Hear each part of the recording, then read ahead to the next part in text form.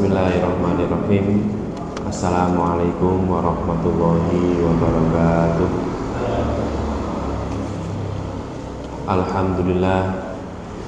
Alhamdulillahi wahdah, wassalatu wassalamu ala man la nabiyya ba'dah, wa ala alihi wa ashabihi wa man walah, wala hawla wala quwwata illa billah.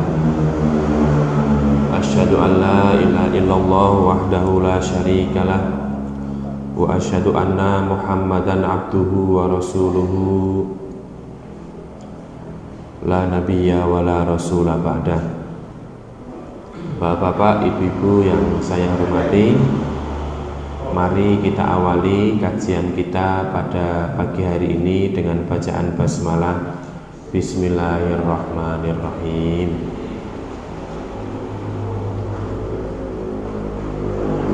Bapak-bapak, ibu-ibu yang saya hormati, kita akan melanjutkan kajian yang mana kajian yang saya ampu ini untuk persiapan di bulan Ramadan.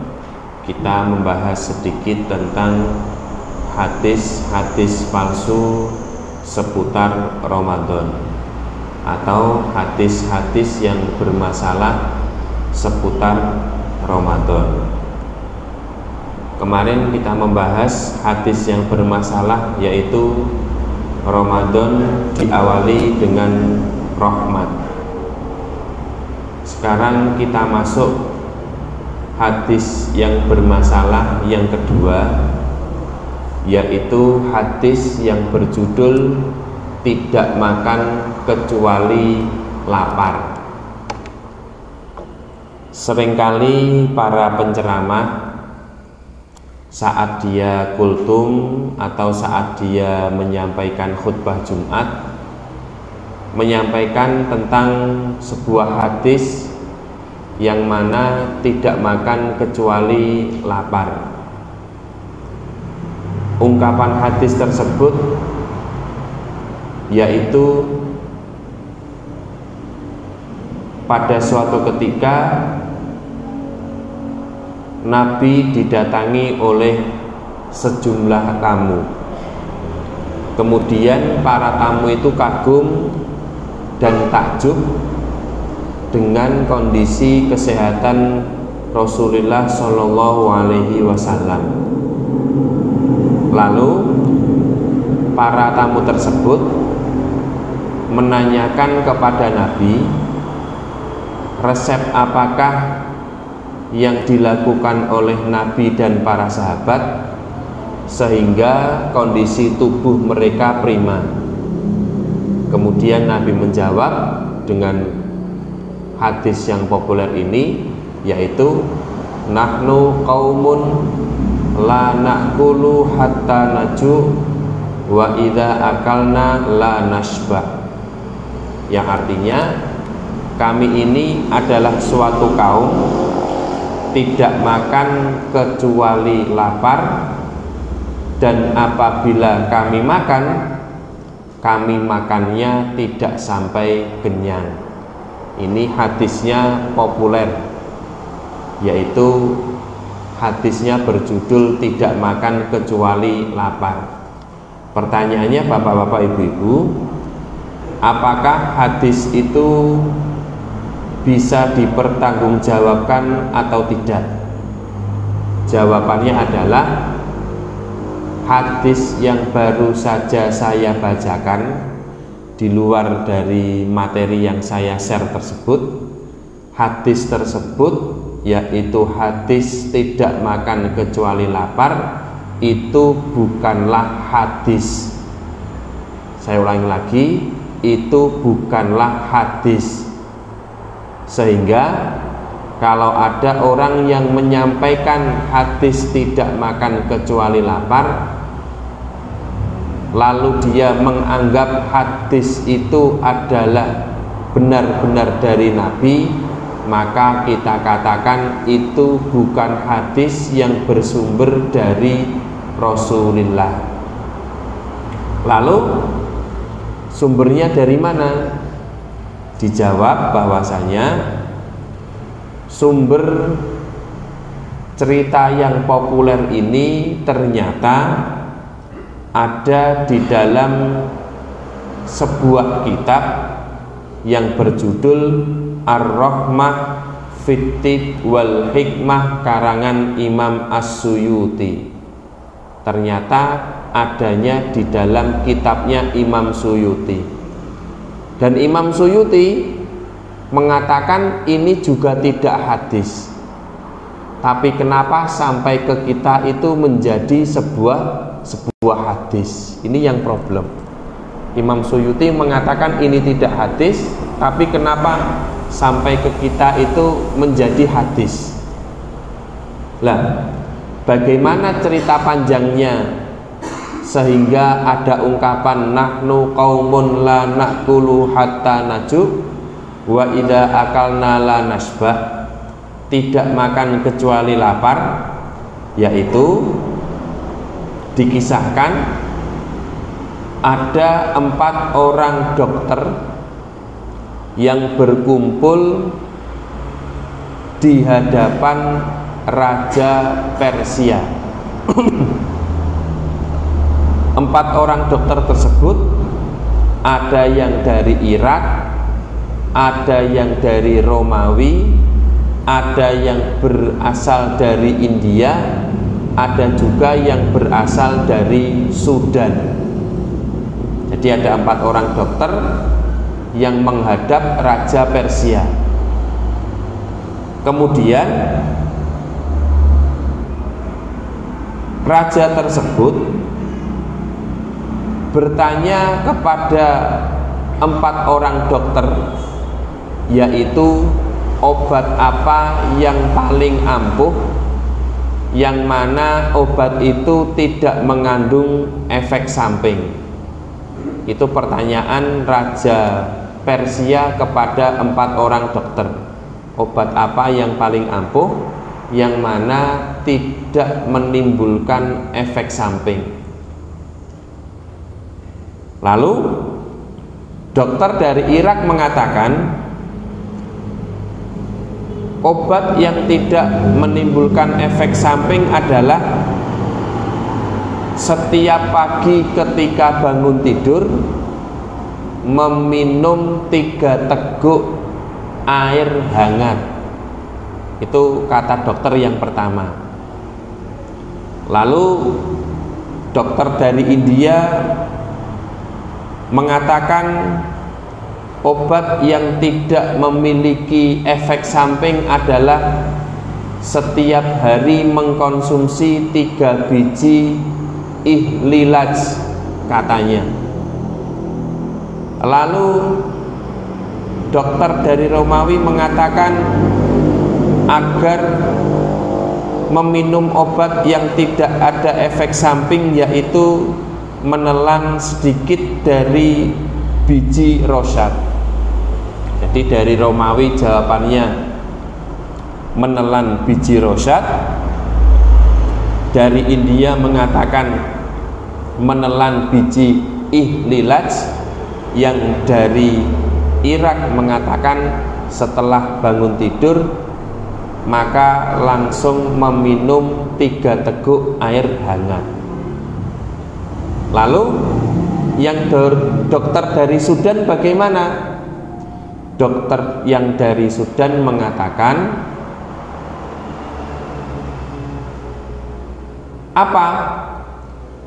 Dikatakan, wahai Raja Persia, obat dari Romawi, obat dari India, obat dari Irak itu semuanya mengandung efek samping.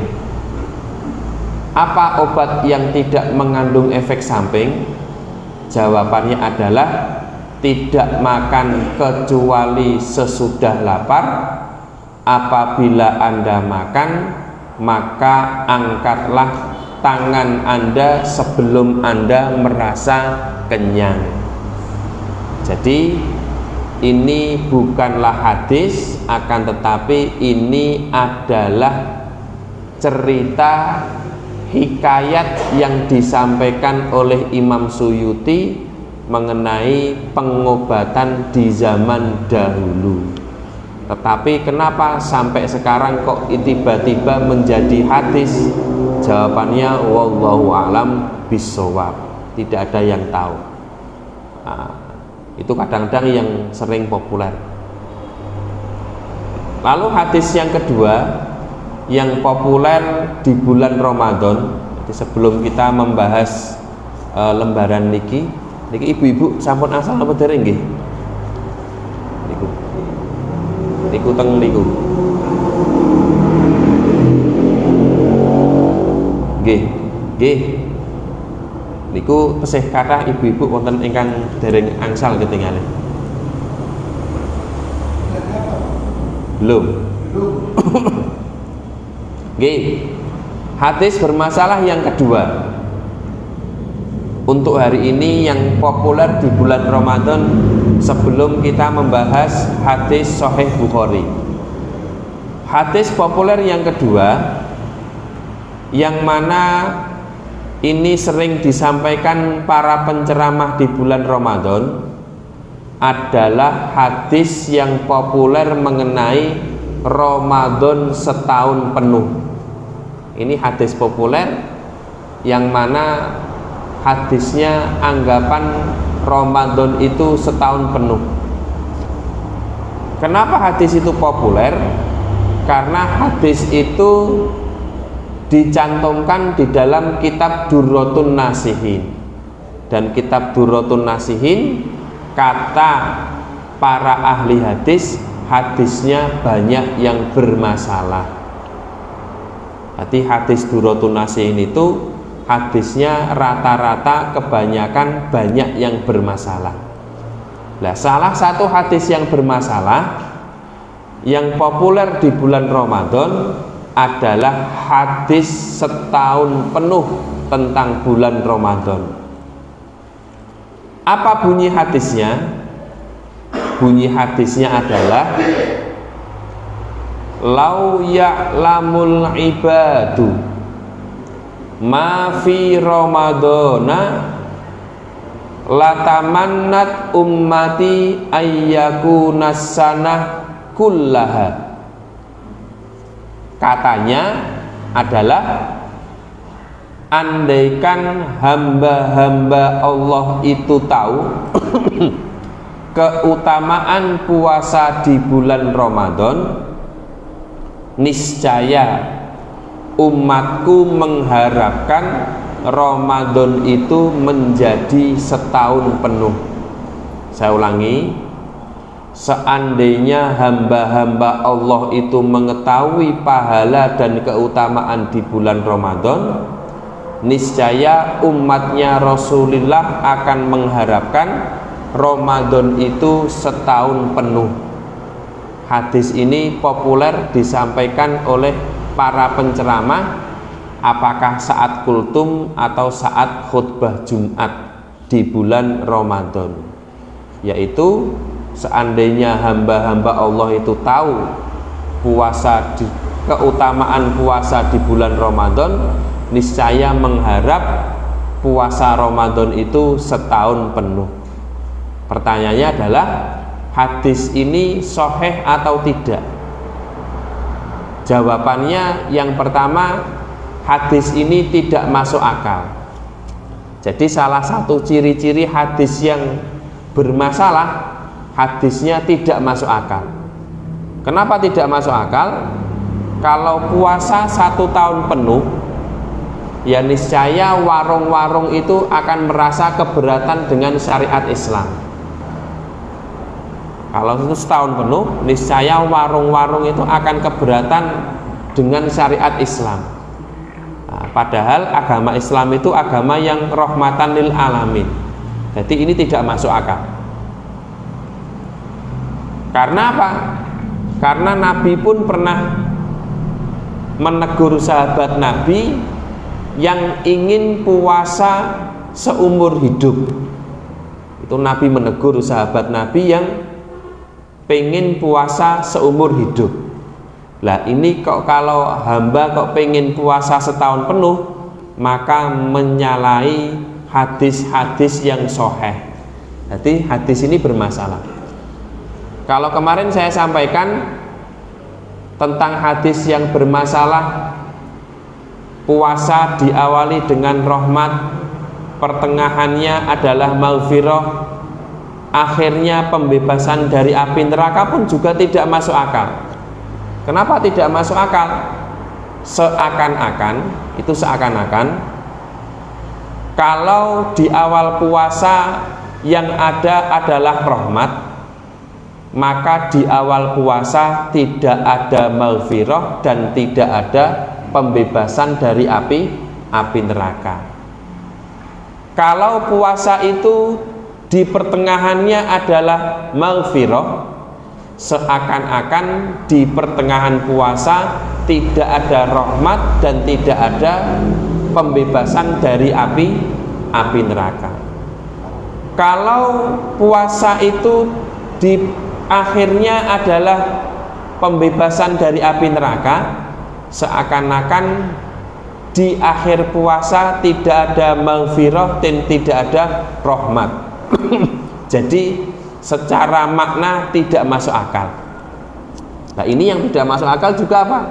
Seandainya hamba-hambaku tahu keutamaan puasa, maka hamba-hambaku akan menginginkan puasa Ramadan 1 tahun penuh. Itu tidak masuk akal juga. Lah, kenapa hadis ini dinamakan hadis yang bermasalah sehingga tidak boleh diriwayatkan kecuali diterangkan bahwa hadis ini bermasalah? Dikarenakan bapak-bapak, ibu-ibu, di dalam hadis ini ada seorang perawi yang bernama Jarir bin Ayyub al-Bajali. Lah, Jarir bin Ayyub al-Bajali, kata para ulama hadis, dia itu terkenal dengan orang yang sukanya memasukkan hadis. Jadi hadis yang mengatakan Ramadan setahun penuh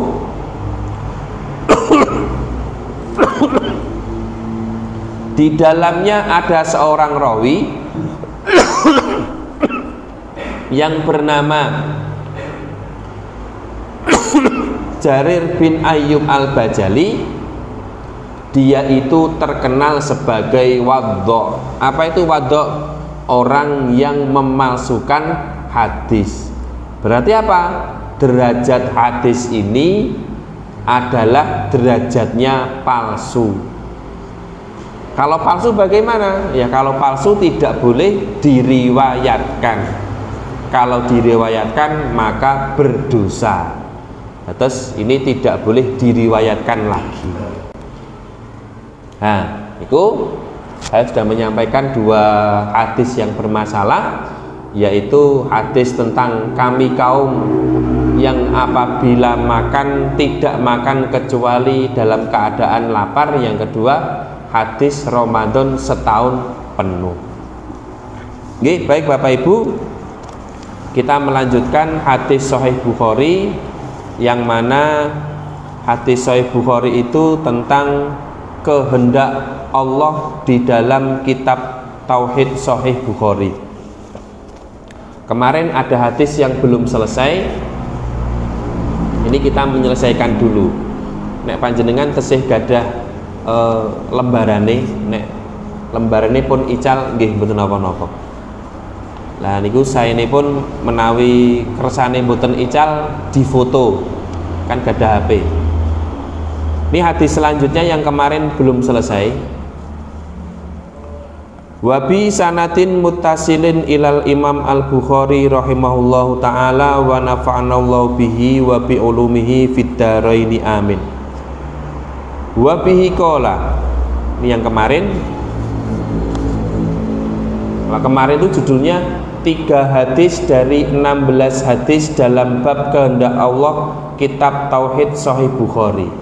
Nah, ini hadis yang terakhir yang kemarin.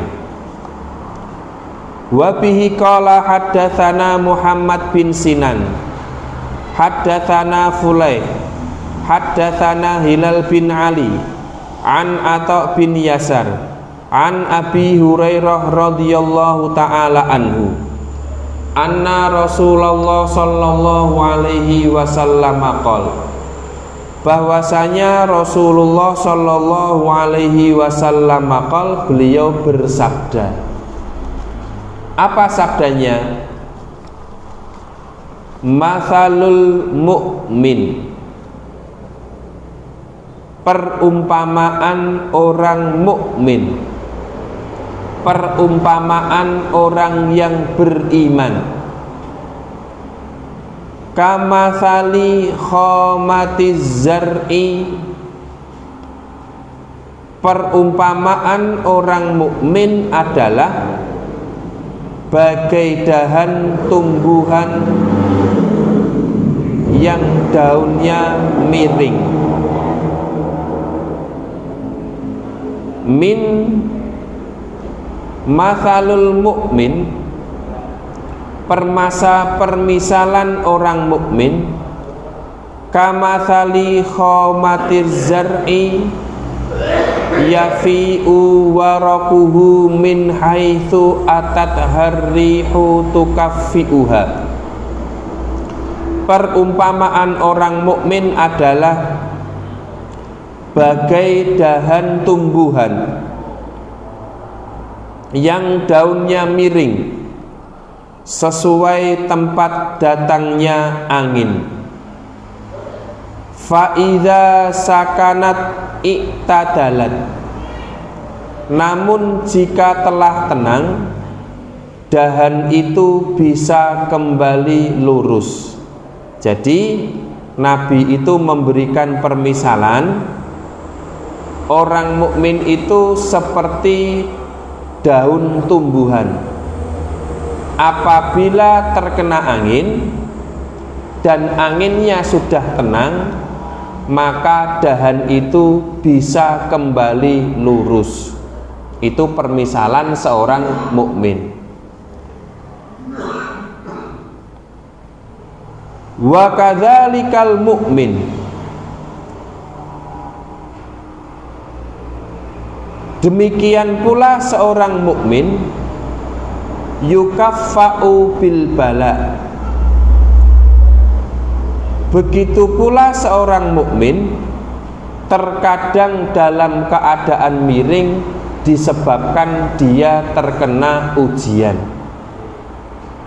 Wa mathalul kafir, sebaliknya permisalan seorang kafir, kamathalil arzati somma'a mu'tadilah, permisalan seorang kafir bagaikan pohon padi yang lurus dan keras. Hatta yaqsimahullah idza syaa, sehingga Allah dengan mudah mematahkannya kapan saja sekehendaknya. Jadi orang mukmin itu oleh Rasulullah dianggap sebagai atau dipermisalkan sebagai sebuah daun. Daun itu kalau terkena angin, lalu angin itu tenang, maka daun itu kembali lurus. Begitu pula dengan seorang mukmin. Apabila seorang mukmin itu mendapatkan ujian, dia itu seperti sebuah daun. Dia miring, lalu dia kembali lurus. Nah, bagaimana permisalan orang kafir yang mendapatkan ujian? Dipermisalkan dengan pohon padi yang lurus dan keras. Apabila sudah patah, maka dia tidak bisa kembali seperti permulaannya. Bapak Ibu yang hormati, ini Nabi Muhammad Shallallahu Alaihi Wasallam memberikan permisalan tentang keadaan orang mukmin dan orang kafir apabila mendapatkan musibah. Jadi saya garis bawahi, yang mendapatkan musibah itu tidak hanya orang mukmin. orang kafir pun juga mendapatkan musibah. Orang mukmin mendapatkan musibah tentang harta. Orang kafir juga mendapatkan musibah tentang harta. Orang mukmin mendapatkan musibah tentang kesehatan. Orang kafir pun juga mendapatkan musibah tentang kesehatan. Orang mukmin mendapatkan musibah tentang keluarga. Orang kafir pun juga mendapatkan musibah tentang keluarga. Jadi semuanya yang hidup di muka bumi ini pasti mendapatkan musibah, orang mukmin atau orang kafir. Pertanyaannya, apa yang membedakan musibah yang Allah timpakan kepada orang mukmin dan musibah yang ditimpakan Allah kepada orang kafir? Apa perbedaannya? Yang pertama adalah Allah Ta'ala mengatakan, alladzi khalaqal mauta wal hayata liyabluwakum ayyukum ahsanu amala. Allah yang menciptakan kehidupan dan kematian agar Allah mengetahui siapa di antara kalian yang amalannya paling baik. Terus amalan apa yang paling baik? Nabi pernah mengatakan di dalam sebuah hadis yang sahih, Nabi bersabda, sungguh menakjubkan orang mukmin itu apabila dia terkena musibah dia sabar, apabila dia diberikan nikmat dia bersyukur. Terus yang membedakan seorang mukmin dan seorang kafir mendapatkan musibah itu apa? Yang pertama, hatinya dulu. Hatinya orang mukmin saat mendapatkan musibah dia bersabar. Tapi apa? Sabarnya orang mukmin yang mendapatkan musibah, apabila dia bersabar saat mendapatkan musibah, dia mendapatkan pahala. Nek orang kafir mendapatkan musibah dia bersabar, dia tidak mendapatkan pahala. Terus sing rumangsa rekoso niku nggih mboten wong Islam mawon. Wong non muslim sing rekoso nggih kathah. Wah, wong terus bahkan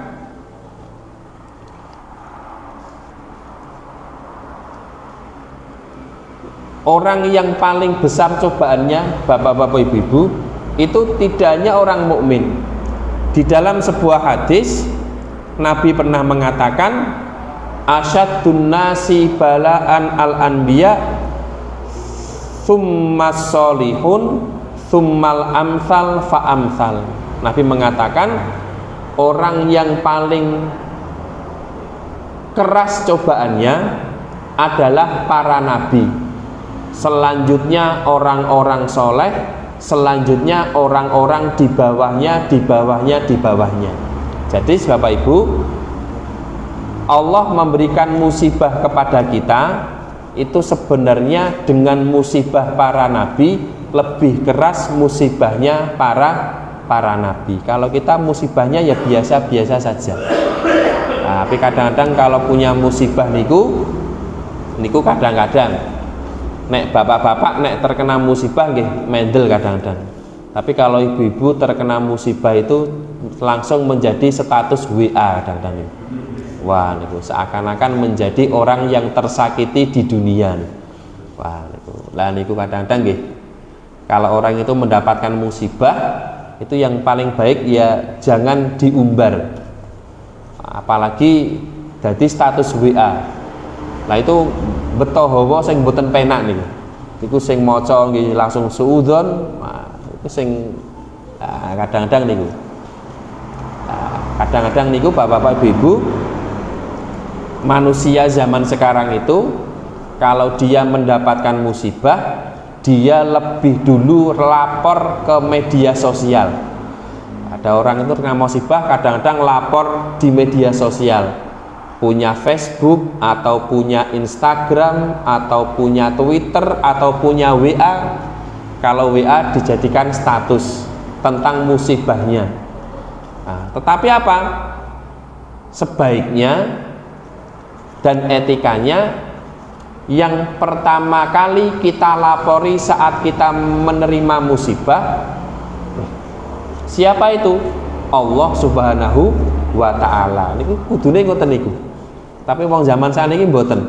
Nek kena musibah niku langsung cerita teng Facebook, langsung cerita teng Instagram, langsung dijadikan status. Niku belum sambat kalih Gusti Allah, sambat kalih menungso dhisik. Lah akhirnya pripun? Ya manusia niku sambat nggih mboten saged memecahkan masalah. Lah nek manusia itu disambati malah ngeluh nih. Sing disambati ngeluh tidak ada solusi. Tapi kalau Allah disambati itu lebih senang. Lah, lalu selanjutnya Bapak Ibu, seorang mukmin itu saat dia mendapatkan musibah, sebenarnya Allah ingin tahu siapa yang paling bagus amalannya saat seorang mukmin ditimpa musibah. Dia sabar atau dia tidak sabar. Lalu yang kedua, yang membedakan seorang mukmin dan orang kafir mendapatkan musibah adalah Allah mengatakan idza asobathum musibah qalu inna lillahi wa inna ilaihi rajiun. Orang mukmin itu apabila dia ditimpa musibah, dia mengucapkan apa? Inna lillahi wa inna ilaihi rajiun. Kita itu miliknya Allah dan akan dikembalikan kepada Allah. Jadi sigot ucapan inna lillahi wa inna ilaihi rajiun tidak hanya untuk orang yang meninggal dunia, tetapi setiap mukmin yang mendapatkan musibah maka dia berhak mengucapkan ucapan inna lillahi wa inna ilaihi rajiun. Jadi tidak hanya urusan orang yang meninggal dunia. Lah, lalu Bapak Ibu yang hormati, di dalam hadis ini juga mengandung faedah apa? Setiap musibah yang Allah berikan kepada orang mukmin, dan musibah itu diibaratkan dengan sebuah angin, maka seorang mukmin meskipun itu pula dengan seorang mukmin seberat apapun dia terkena musibah, maka kembalinya harus kepada Allah. Kadang-kadang wonten piyantun yang terkena musibah, terkena ujian oleh Allah, itu kadang-kadang memiliki hikmah. Napa hikmah? Oh, orang ini kalau terkena musibah dia ahli tahajud. Nah, itu Allah kangen kalau ada hambanya yang jarang sholat tahajud. Lalu oleh Allah dia diberikan musibah. Agar apa? Agar dia melaksanakan sholat tahajud. Kadang-kadang ngoten niku. Wah, iki si fulan dhisik kok sadurunge sugih sregep mentahajud, njaluk karo aku. Saiki wis sugih kok jarang tahajud. Niku Allah niku kangen, akhirnya diberikan musibah lagi. Nah, setelah dapat musibah dia menjadi orang ahli tahajud niku. Lah, wong iman niku cuma dua. Diberikan musibah sabar, atau yang kedua diberikan nikmat dia bersyukur. Nek kula mboten cocok niku napa orang diberi musibah kok bersyukur niku mboten cocok. Karena aturannya orang mendapatkan musibah itu dia bersabar. Nah, lalu Bapak Ibu kita masuk hadis yang selanjutnya tentang kehendak Allah. Niki mugi-mugi saged rampung niki. Hadis keempat dari 16 hadis dalam bab kehendak Allah, kitab Sahih Al-Bukhari. Wa bihi qala haddatsanal Hakam bin Nafi akhbarana Syu'aibun aniz Zuhri Akhbaroni Salim bin Abdillah anna Abdullah bin Umar radhiyallahu ta'ala anhuma. Oke. Sebelum masuk ke isi hadis, saya sampaikan yang saya garis bawahi Al-Hakam bin Nafi, Syuaib, Zuhri, Salim bin Abdillah, Abdullah bin Umar, mereka itu semua dinamakan dengan para perawi hadis. Perawi yang pertama adalah Hakam bin Nafi, perawi kedua bernama Syuaib, perawi ketiga bernama Zuhri, perawi keempat bernama Salim, perawi kelima bernama Abdullah bin Umar. Ini namanya para perawi hadis di dalam kitab Sahih Bukhari. Nah, 5 orang perawi hadis ini dinamakan dengan sanad hadis. 5 perawi tadi itu dinamakan dengan sanad hadis. Nah, lalu jarak antara Imam Bukhari dengan Rasulullah Shallallahu Alaihi Wasallam berapa jaraknya? Jaraknya ada 5 orang perawi. Berarti sanadnya Imam Bukhari sampai kepada Nabi adalah 5 orang perawi. Dan ini termasuk sanad yang pendek. Kenapa pendek? Karena Imam Bukhari meriwayatkan dari Al-Hakam bin Nafi, meriwayatkan dari Syuaib, meriwayatkan dari Zuhri, meriwayatkan dari Salim, meriwayatkan dari Abdullah bin Umar. Lah, hadis ini termasuk hadis yang unik juga. Kenapa? Karena Salim bin Abdullah, niku jenengan persani, niki jenengan Salim bin Abdullah. Jadi Salim bin Abdullah adalah perawi hadis yang mana dia meriwayatkan hadis ini didapatkan dari bapaknya. Siapa bapaknya? Bernama Abdullah bin Umar. Kalau dalam ilmu mustalahul hadis dinamakan hadis yang diriwayatkan dari perawi bapak ke hadis yang diriwayatkan ke perawi yang bernama anak. Hadis niku anak meriwayatkan hadis dari bapaknya. Berarti pripun? Berarti zaman dahulu kebiasaannya adalah bapak niku ngajari anake ngaji. Termasuk Abdullah bin Umar ngajari ngaji sing jenenge Salim. Niku piantun agung sedanten. Terus Salim bin Abdillah itu anaknya Abdullah bin Umar. Abdullah bin Umar niku gadah bapak naminipun Umar bin Khattab. Terus hadis niki niku ini hadis yang luar biasa silsilah sanadnya. Dan semua perawi di dalam kitab Sahih Bukhari itu perawinya derajatnya sahih semuanya. Ini perawinya perawi emas semuanya. Sehingga ada salah seorang ulama mengatakan bahwasanya semua perawi hadis di dalam kitab Sahih Bukhari, para perawinya adalah orang-orang soleh dan mereka adalah para kekasihnya Allah Subhanahu wa Ta'ala. Kenapa perawinya hadis Sahih Bukhari itu orang-orang soleh dan para kekasihnya Allah?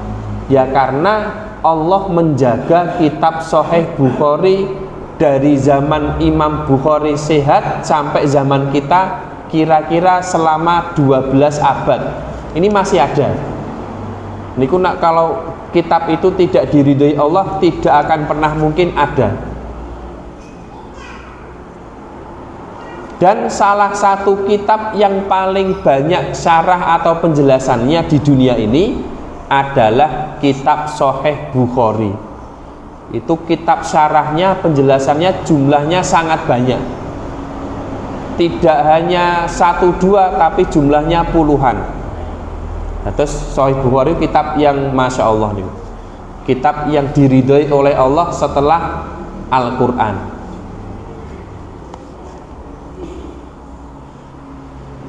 Sami'tu Rasulullah sallallahu alaihi wasallam, aku mendengar Rasulullah sallallahu alaihi wasallam wa huwa qaimun alal mimbar, keadaannya Rasulullah sallallahu alaihi wasallam berdiri di atas mimbar.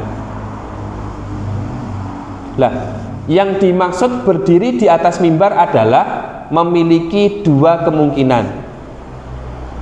Kemungkinan yang pertama, beliau mengucapkan hadis ini saat beliau sedang khutbah Jumat. Atau kemungkinan yang kedua, beliau Rasulullah Shallallahu Alaihi Wasallam menceritakan hadis ini, menyampaikan hadis ini saat beliau sedang memberikan tausiah kepada para sahabat-sahabatnya. Mana yang benar? Wallahu alam bisawab, karena kita tidak tahu. Aku mendengar Rasulullah Shallallahu Alaihi Wasallam berdiri di atas mimbar. Yaqulu, beliau menceritakan atau Nabi bersabda. Apa sabdanya?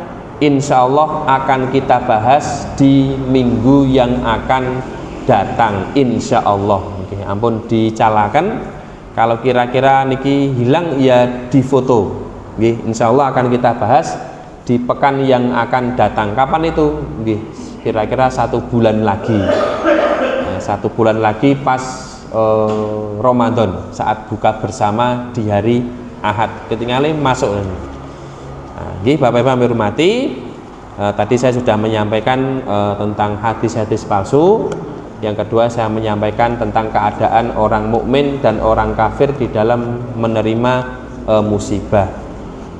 Mungkin sebelum saya tutup, ada yang mau ditanyakan dari bapak-bapak atau ibu-ibu? Mungkin wonten-wonten?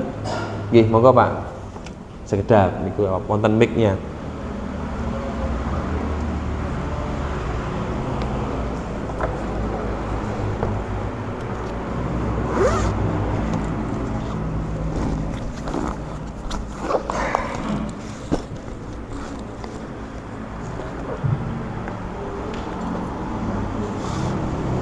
Monggo. Assalamualaikum. Waalaikumsalam warahmatullahi wabarakatuh. Saya akan menanyakan tentang hadis itu. Ini hadisnya suka sekali. Menurut khotbah Jumat, yang hadisnya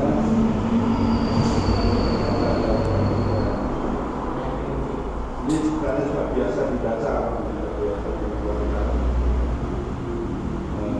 Hadis diriwayatkan oleh Bukhari dan Muslim. Apabila telah masuk malam pertama dari bulan Ramadan, maka setelah jin-jin dimasukkan dalam penjara, pintu neraka tutup dan tidak ada pintu neraka yang dibuka. Pintu-pintu surga dibuka dan tidak ada pintu surga yang dibuka. Kemudian ada suara yang berseru, wahai yang mencari kebaikan, marilah maju. Wahai yang mencari kejelekan, tinggalkanlah. Dan Allah membebaskan beberapa orang hambanya dari neraka. Itu terjadi pada setiap malam.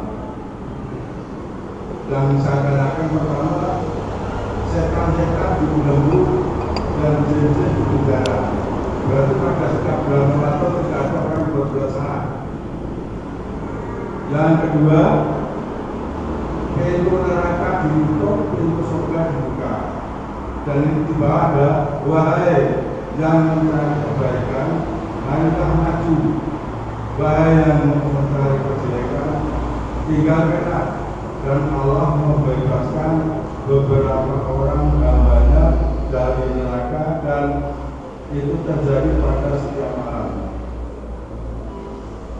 Apakah orang-orang yang sudah meninggal itu sudah masuk surga dan sudah masuk neraka? Padahal ada besok ada setelah habis dari kiamat ada pisah. Padahal kalau sudah dipisah baru ada takdir masuk surga dan masuk neraka. Tapi ada kasus seperti ini. Apakah sekarang ini sudah ada orang yang masuk surga dan masuk neraka? Waalaikumsalam warahmatullahi wabarakatuh. Jadi yang pertama tentang setan dan jin dibelenggu di waktu bulan Ramadan. Yang pertama adalah yang namanya setan itu jumlahnya ada banyak. Yang pertama setan dalam bentuk jin. Yang kedua, setan dalam bentuk manusia. Nah, untuk setan dalam bentuk jin, maka Allah Subhanahu wa Ta'ala akan membelenggu setan tersebut. Akan tetapi, setan yang dalam bentuk manusia, maka Allah tidak membelenggu setan dalam bentuk manusia. Jadi, setan itu tidak hanya diibaratkan dengan sesuatu yang gaib saja, tetapi manusia pun juga bisa menjadi bagian dari setan. Ngoten nggih? Nah, itu yang pertama. Jadi manusia pun juga ada yang berbentuk setan itu. Itu yang pertama. Apa alasannya? Allah mengatakan, "Qul a'udzu birabbin nas, malikin nas, ilahin nas, min syarril waswasil khannas alladzi yuwaswisu fi sudurin nas minal jinnati wan nas." Jin dan manusia ada yang mana mereka setan. Setan itu apa? Kalau di sini adalah akhlaknya yang bersifat syaitoniah atau akhlaknya yang sifatnya niku setan. Nah, contohnya gini niku sing mboten poso niku nggih termasuk niku. Bukan poso niku. Itu yang pertama yang saya tahu. Terus yang kedua tentang pintu surga ditutup dan dibuka nggih. Niku pripun? Napa? Oh, terus niku? Pintu surga dibuka, pintu neraka Terus wahai manusia yang berbuat baik, masuklah ke dalam surga. oh nggih.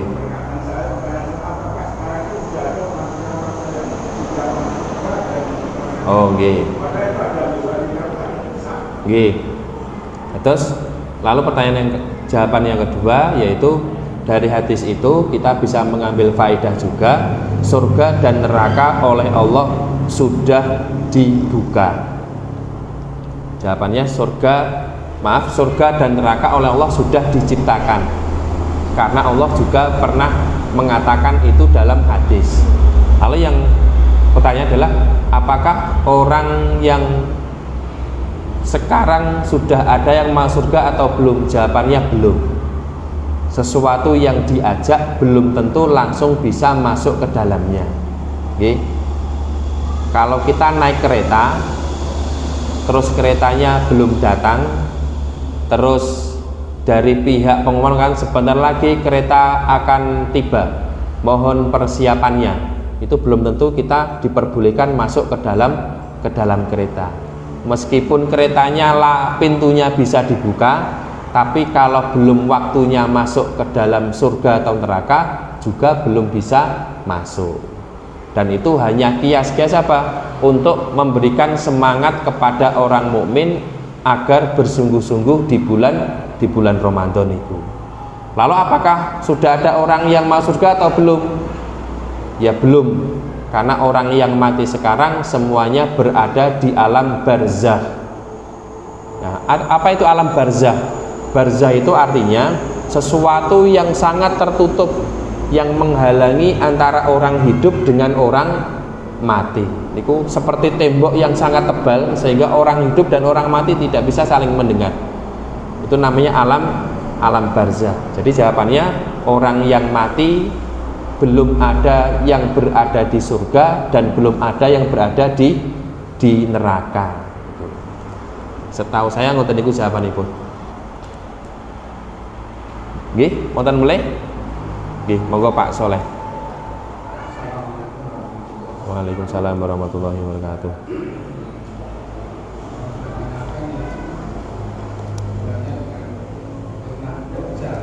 Fitnah Dajjal. Kita dimakan dan terakhir itu mencari perlindungan agar tidak neraka bukan Dajjal. Yang saya tanyakan, apa orang yang mati sebelum Dajjal turun itu terkena Dajjal ya? Atau fitnah itu berlaku untuk manusia? Maksud saya itu misal Dajjal kan belum datang, tapi orang sudah meninggal, berarti kita terselamatkan dari fitnah Dajjal. Nggih, bisa diterima. Kita akan selalu disunahkan tentang pertolongan Allah perlindungan dari azab kubur, neraka dan fitnah Dajjal. Terima kasih. Assalamualaikum warahmatullahi wabarakatuh. Waalaikumsalam warahmatullahi wabarakatuh. Apakah orang mati terkena fitnah Dajjal? Jawabannya tidak. Fitnah Dajjal itu terkena hanya kepada orang yang hidup dan dia bertemu dengan Dajjal dan teman-temannya Dajjal. Jadi maka beruntunglah orang yang meninggal dunia, dia tidak bertemu dengan Dajjal. Terus wong sing paling apes niku Bapak Ibu, di dalam kata para ulama, orang yang hidup dan dia harus bertemu dengan Dajjal niku piantun sing paling apes niku. Karena ujian cobaannya luar biasa. Kenapa luar biasa? Karena Dajjal itu diberi izin oleh Allah bisa menghidupkan orang yang mati dan bisa menghidupkan tumbuh-tumbuhan yang mati menjadi hidup. Itu fitnahnya Dajjal luar biasa. Maka dari itu berbahagialah kalau kita itu nanti meninggal dunia belum sempat ketemu dengan yang namanya Dajjal. Nah ini yang mengerikan niku Dajjal. Kalau mawon nggih wedi niku. Kenapa? Ya takut imannya tidak kuat. Kenapa imannya tidak kuat? Gini ku, Dajjal itu senengane ngedum-ngedum duit, bisa menghidupkan orang mati. Coba bayangke, Dajjal niku nganggo jubah, terus nganggo nopo? Kupluk putih, terus ponge wah ketok kiai. Tapi Dajjal, wah niku nggih medeni niku. Ngakune ini adalah karomah dari Allah. Akhirnya wong guling sedanten niku. Wah, itu Dajjal kekuatannya luar biasa. Nah, jadi berbahagialah kalau kita meninggal nanti oleh Allah tidak ditakdirkan bertemu dengan Dajjal. Kalau kita takut itu lumrah. Kenapa lumrah? Karena Nabi pun juga meminta perlindungan dari Allah, mengajari kepada kita untuk meminta perlindungan dari fitnah Dajjal. Niku takut, fitrahnya takut dengan Dajjal. Nah, setahu saya ngoten niku. Terus itu doa yang sering kita baca niku. Mungkin ada lagi dari ibu-ibu.